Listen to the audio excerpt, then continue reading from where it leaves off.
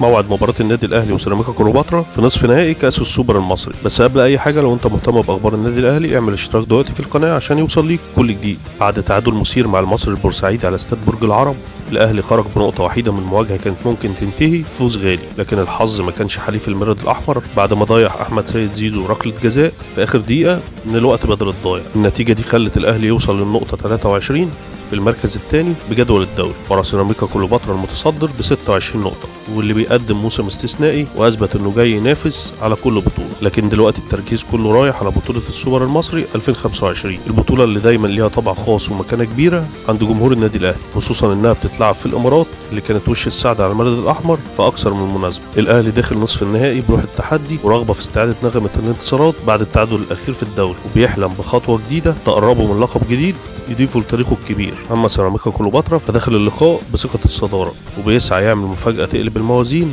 ويطيح بالنادي الاهلي من على الطريق. ولو الاهلي فاز على سيراميكا كليوباترا فالموعد في النهائي هيكون مع الفائز من الزمالك وبيراميدز في نهائي ناري ممكن يرجع لينا كلاسيكو مصري خالص من العيار الثقيل. اما عن موعد المباراة فالمباراة يوم الخميس 6 نوفمبر 2025 الساعة 5 مساء بتوقيت القاهرة على ملعب استاد محمد بن زايد في العاصمة الإماراتية أبو ظبي.